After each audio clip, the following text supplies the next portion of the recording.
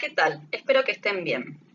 Hoy comenzamos a desarrollar los contenidos de la unidad 4 del programa de la materia, titulada Evolución y Desarrollo de la Especie Humana. En esta clase veremos dos procesos implicados en la reproducción sexual humana, la gametogénesis, paso previo, o formación de gametos, y la fecundación, es decir, la fusión entre dos gametos haploides, para dar origen a la primera célula diploide de un nuevo individuo, ¿sí? Fecundación o reproducción sexual propiamente dicha. Vale aclarar que la cátedra de biología humana de esta facultad intenta incluir una perspectiva de género para explicar estos procesos biológicos que se relacionan con la genitalidad humana. Es por ello que en esta presentación se evitará hablar en términos dicotómicos, mujer-varón, femenino-masculino, ya que en las próximas clases de la asignatura veremos que esta concepción binaria tampoco es aplicable a la biología, es decir, a lo estrictamente sexual. En caso de que en algún momento sean utilizados estos términos, será para aclarar la explicación, pero de ninguna manera se deberá al descuido de la perspectiva de género.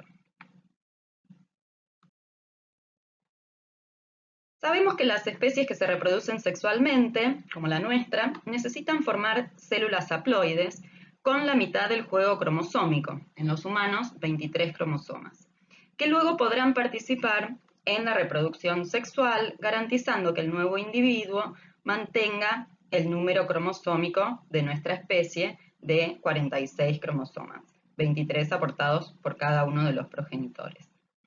La gametogénesis, o formación de gametos, resulta de la división meiótica y en los seres humanos se produce cuando los individuos alcanzan la edad reproductiva en la pubertad, como producto de la acción de hormonas específicas que estudiaremos en la unidad 6, que estimulan a las gónadas, órganos especializados que forman parte del aparato reproductor y que se denominan testículos y ovarios.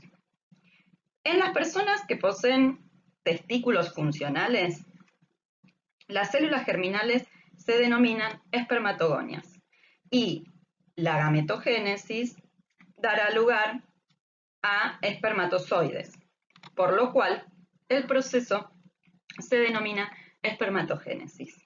Mientras que en las personas que tienen ovarios funcionales, las células germinales se denominan ovogonias, la gametogénesis dará lugar a óvulos y debido a esto el proceso se denomina ovogénesis u oogénesis. Recordemos que la meiosis es una división especial de las células germinales, voy a prender el puntero, que consiste en dos divisiones celulares sucesivas, tanto del núcleo como del citoplasma. La meiosis 1, que culmina con la formación de células haploides con cromosomas de 2 cromátides cada uno, y la meiosis 2, que parte de estas células haploides alcanzadas en la meiosis 1 y por nueva división se segregan las cromátides hermanas, dando como resultado células haploides, pero ahora con cromosomas de una sola cromátide y diferentes entre sí y a la progenitora, debido a los mecanismos de variabilidad genética que aporta la meiosis, el entrecruzamiento y la segregación de cromosomas homólogos.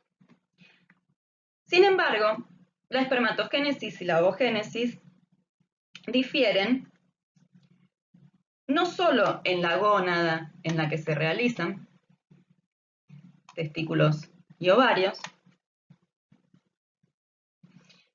también en las células germinales de la que parten y en el tipo de gametos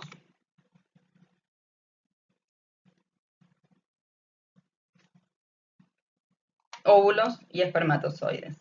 Pero también difieren en la cantidad final de estos gametos y en la duración completa del proceso meiótico, siendo mucho más larga la ovogénesis que la espermatogénesis.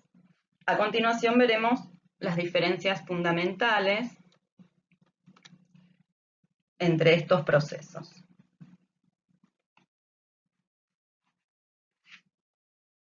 Veamos primero la espermatogénesis. Esta comienza cuando las personas con testículos funcionales alcanzan la pubertad. Esta imagen de la izquierda muestra una sección aquí del testículo, dentro del cual hay unos finos conductos llamados túbulos seminíferos, donde se produce la espermatogénesis, proceso que vamos a ver en la imagen de la derecha. Es esta. Ahí podemos ver que las células germinales son las espermatogonias, células diploides, que a partir de la pubertad se dividen constantemente por mitosis, ¿sí?,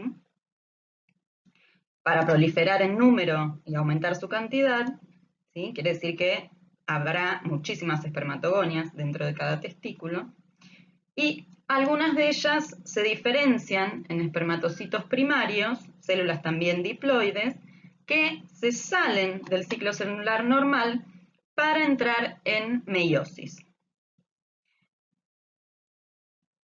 De cada espermatocito primario diploide por meiosis 1 se obtienen 2 espermatocitos secundarios, ahora haploides, que seguidamente inician su meiosis 2 y dan lugar a 4 espermátides haploides. Es decir, por cada espermatocito primario que se divide por meiosis, se obtienen 4 espermátides haploides con la misma cantidad de citoplasma, pero diferentes entre sí en cuanto a la información genética.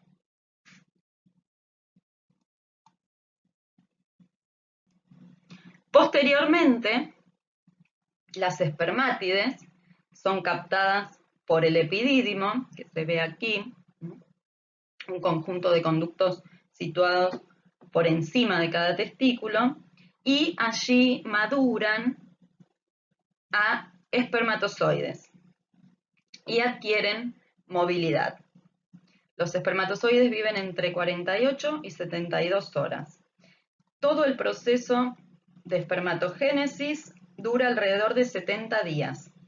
Una persona joven puede producir varias centenas de millones de espermatozoides diariamente, dado que son muchísimas las espermatogonias que se diferencian a espermatocitos primarios dentro de cada testículo y que inician la meiosis diariamente.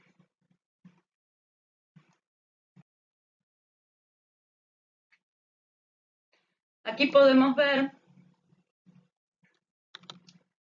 un testículo, recuerden que son dos, derecho e izquierdo, y están ubicados en la región perineal tras la base del pene. Están envueltos por un conjunto de cubiertas en forma de bolsa llamada escroto, que los mantiene a una temperatura de 1 a 3 grados Celsius inferior a la temperatura corporal, que es la que se necesita para la espermatogénesis. En la imagen de la derecha podemos ver un espermatozoide maduro. Estas células son muy pequeñas y móviles. Constan de una cabeza, una parte intermedia y un flagelo. La cabeza, que mide entre 5 y 8 milésimas de milímetro, consta casi completamente del núcleo, tiene muy poco citoplasma, y parte del núcleo está cubierta por el acrosoma, que es una gran vesícula que contiene enzimas que ayudarán al espermatozoide a fecundar al ovocito. Esto lo veremos luego.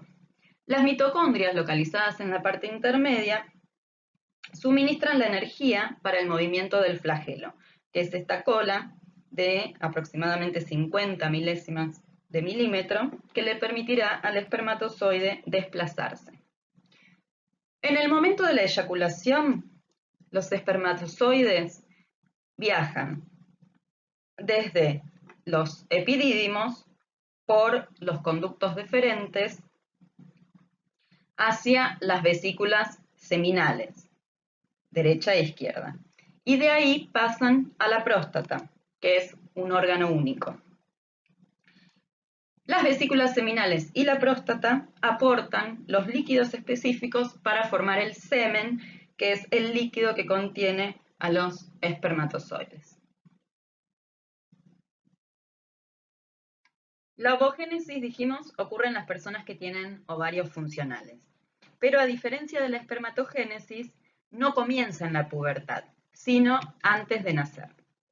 Es decir, mientras el feto con ovarios está dentro del vientre gestante. Dentro de los ovarios de este feto en desarrollo, las ovogonias, células diploides, se dividen por mitosis para proliferar, aumentar su cantidad.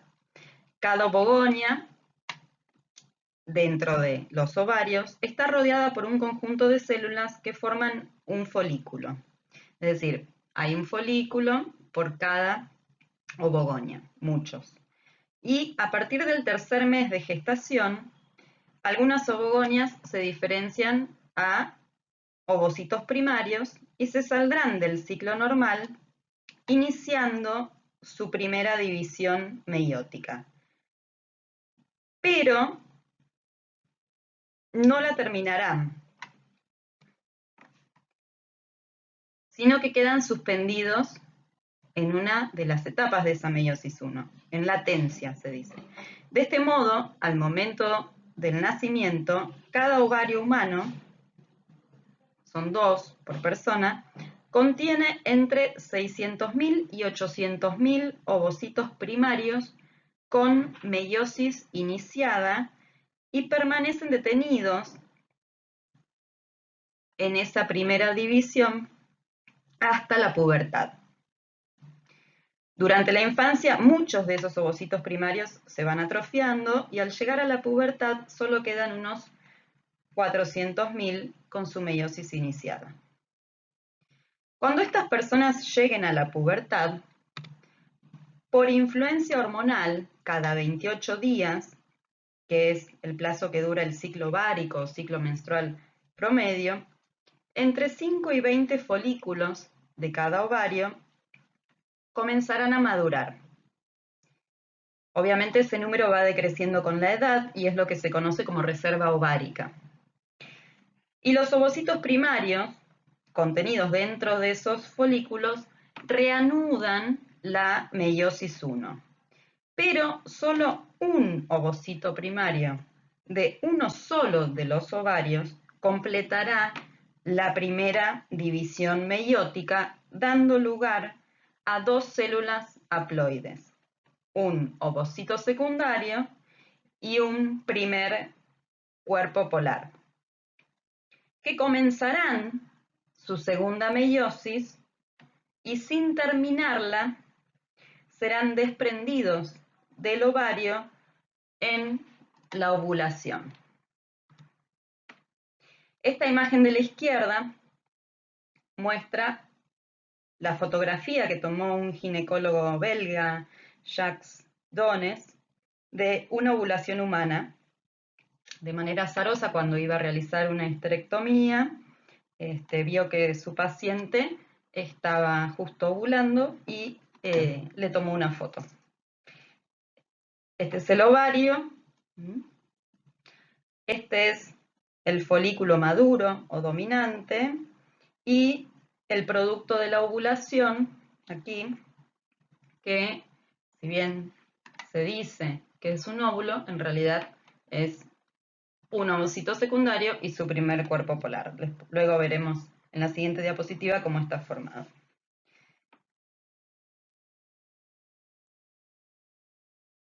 Sale del ovario y es captado por la trompa de Falopio. Y puede ser, este ovocito secundario puede ser fecundado en las siguientes 24 horas. Si no hay fecundación, el ovocito secundario y el primer cuerpo polar serán desprendidos del cuerpo a través de la menstruación, que ocurre aproximadamente 14 días después de la ovulación. Si hay fecundación, es decir, si hay entrada del espermatozoide en el ovocito secundario, este completa la segunda división meiótica, produciendo un óvulo y un segundo cuerpo polar. Y el primer cuerpo polar puede también completar su división produciendo otros dos cuerpos polares. Es importante tener en cuenta también que en la ovogénesis la citocinesis es diferencial, es decir, la mayor parte del citoplasma será recibida por el óvulo, mientras que los cuerpos polares reciben muy poco citoplasma y en consecuencia suelen morir mediante apoptosis por falta de nutrientes, aún en los raros casos en que sean fecundados. Esto demuestra que la ovogénesis es mucho más larga y compleja que la espermatogénesis, dado que comienza antes del nacimiento, permanece detenida durante toda la infancia y se reanuda en la pubertad, pudiendo no completarse nunca si la persona con ovarios no tiene hijos. Y la ovogénesis completa implica necesariamente a la fecundación, que veremos a continuación. El hecho estadístico de que el riesgo de dar a luz hijos con alteraciones cromosómicas aumenta junto con la edad de la persona que aporta el óvulo, indica que los ovocitos primarios se hacen más vulnerables a daños ambientales con su edad, pudiendo producirse fallas en la meiosis de los mismos, que pueden consistir en no disyunción durante la meiosis 1 o en no disyunción durante la meiosis 2, dando lugar a anomalías cromosómicas numéricas, o en deleciones, duplicaciones, translocaciones o inversiones que generan alteraciones estructurales en los cromosomas de estas gametas.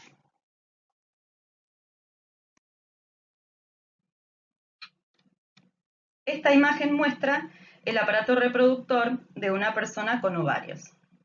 Los ovarios son órganos dobles, ¿sí? El derecho y el izquierdo, ubicados en la cavidad pélvica por delante del útero, que es este de acá, y conectados con este a través de las trompas de falopio, también dobles.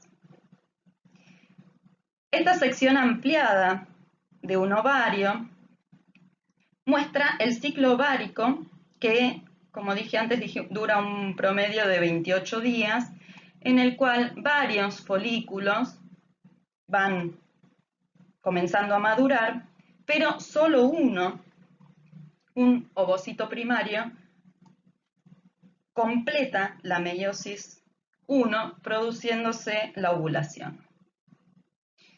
Y si bien esto se denomina ovulación, lo que se desprende del ovario y va a ser captado por la trompa de falopio correspondiente, no es un óvulo, sino esto que se ve acá, en la imagen de la derecha. Es un ovocito secundario con su citoplasma y el primer cuerpo polar, ¿sí? Las dos células haploides con cromosomas de doble cromátide y la segunda meiosis iniciada, y rodeados por una membrana pelúcida, que es esta violeta que se ve acá, y un conjunto de células que forman la corona radiada. Es muy raro que una persona ovule, es decir, desprenda un ovocito secundario, por los dos ovarios en el mismo mes. Generalmente, el proceso ocurre aleatoriamente en uno solo de los ovarios, inhibiéndose hormonalmente la generación de otros ovocitos secundarios. De todos modos, es algo que excepcionalmente puede ocurrir y se conoce como ovulación múltiple, natural. Y es mucho más raro y excepcional aún que un mismo ovario genere dos ovocitos secundarios al mismo tiempo. Esto generalmente ocurre en personas que se someten a tratamiento hormonal para guardar o donar óvulos que luego les son extraídos, pero generalmente naturalmente no se produce.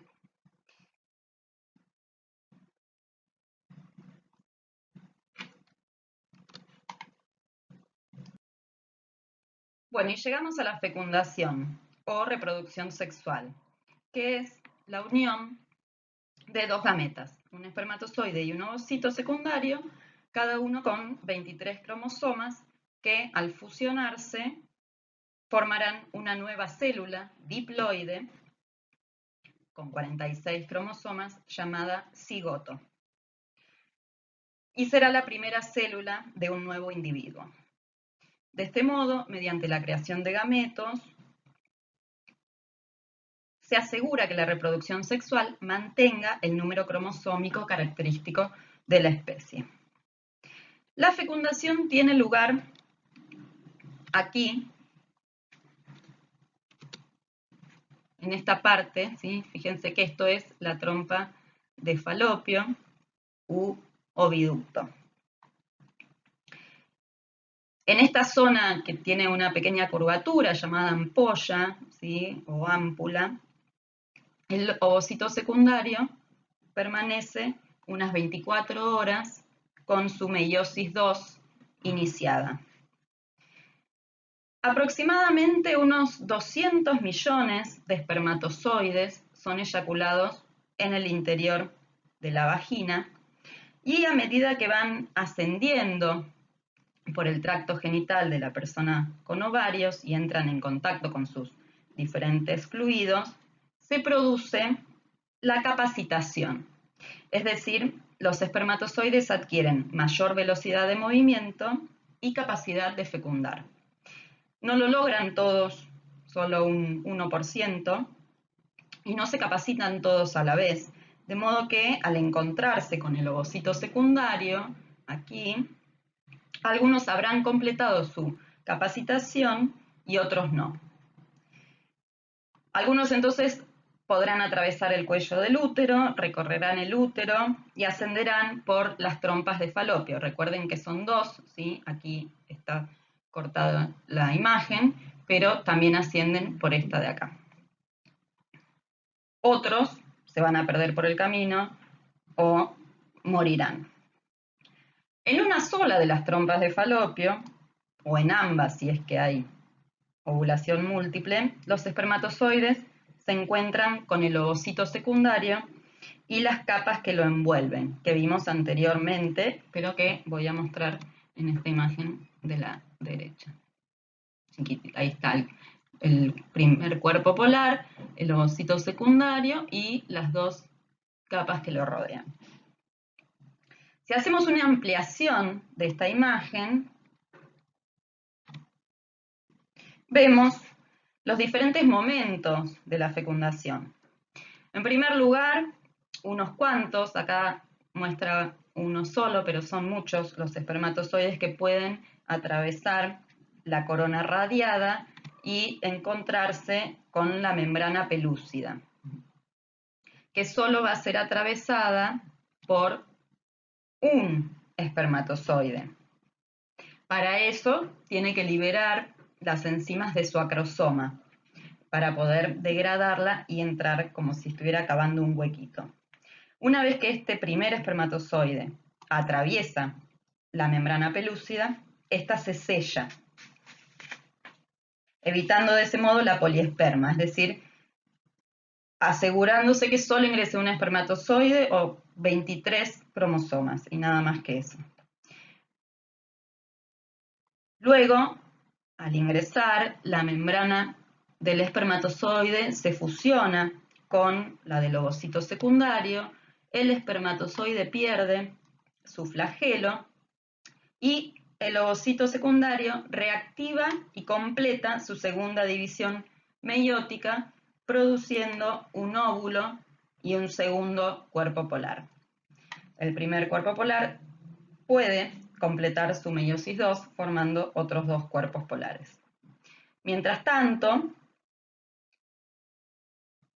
el núcleo del espermatozoide se hincha, formándose el pronúcleo, y ese pronúcleo comienza a acercarse al pronúcleo del óvulo, que es lo que se ve acá. Finalmente, ambos pronúcleos se fusionan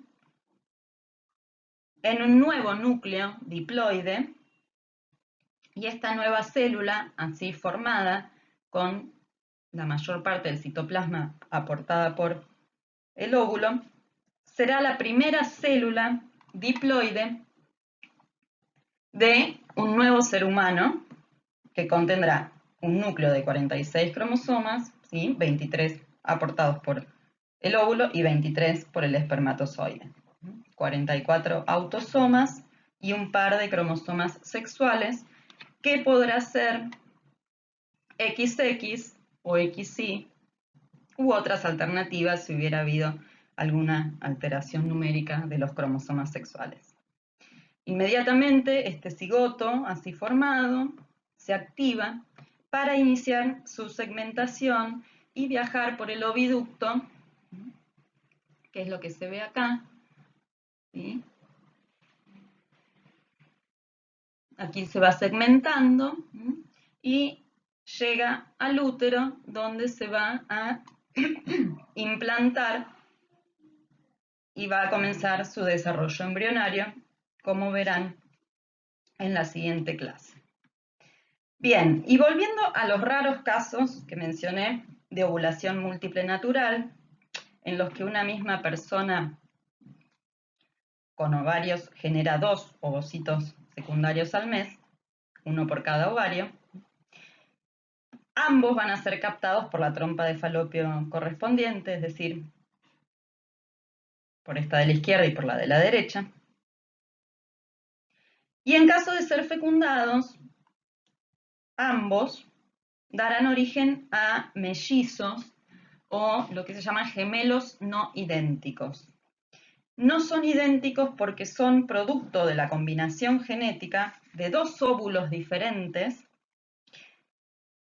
si bien son de la misma persona, con dos espermatozoides diferentes. Recuerden que la meiosis que genera óvulos y espermatozoides asegura la variabilidad genética en esas células. Es decir, que estos mellizos o gemelos no idénticos son tan parecidos entre sí como cualquier otra pareja de hermanos, incluso pueden no tener el mismo sexo cromosómico, y la única particularidad es que nacen el mismo día. Bien, me había olvidado de mostrarles esto, perdón. Para finalizar, voy a enumerar las 4 funciones o consecuencias de la fecundación, ¿sí? La primera es que el ovocito secundario completa su segunda división meiótica, generando un óvulo con la mayor cantidad de citoplasma. De hecho, el óvulo es una de las células más grandes de nuestro cuerpo, mide entre 1,5 y 2 milímetros, así que es visible al ojo humano, por eso se le pudo sacar esa fotografía del ginecólogo. Bien, la otra es que se restablece en el cigoto el número diploide característico de nuestra especie.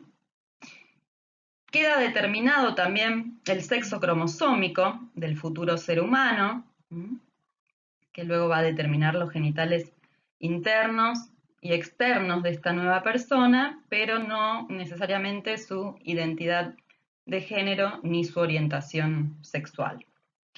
Y por último, se activan las divisiones mitóticas de ese cigoto, y pongo mitosis en mayúscula porque este proceso asegurará que todas las células de este nuevo ser, que se crean a partir del cigoto, de la primera célula,